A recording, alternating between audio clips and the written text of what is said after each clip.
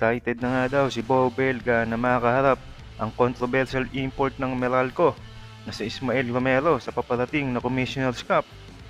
Nagbabala nga si Bo Belga na susubukin ng mga kupunan kabilang ang rain or shine ang init ng ulo ng 34 anyos na Puerto Rican import ng Meralco na si Ismael Romero kapag nagsimula na ang PBA 50th Season Commissioner's Cup.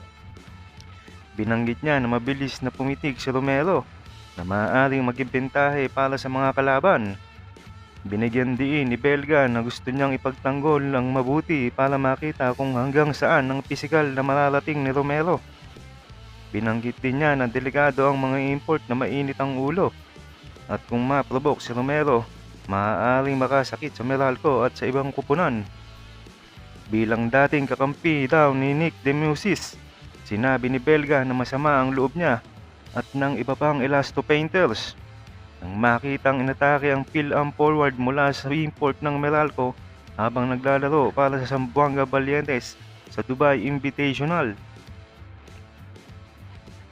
Pagbabalik nga ni Belga sa mahabang layoff dahil talamak na vertigo, sinabi ni Belga na inaasahan niyang makaharap si Romero.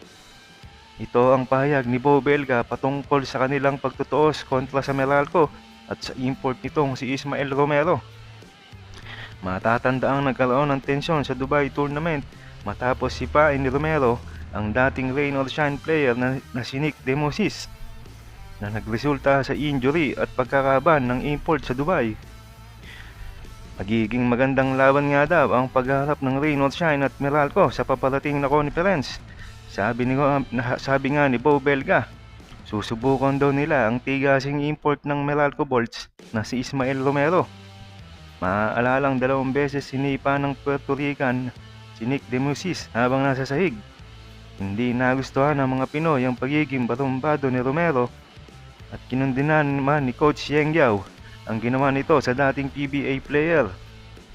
Kaya tila may banta si Belga na magiging import ng Meralco.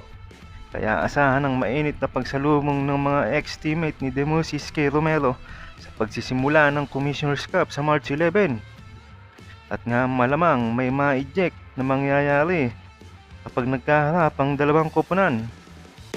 Kamusta mga idol? Sports Zone PH para sa sports news and update. Kung bago ka pa lamang dito sa channel ko, pindutin mo na ang subscribe button at notification bell para lagi kang update sa mga sports news.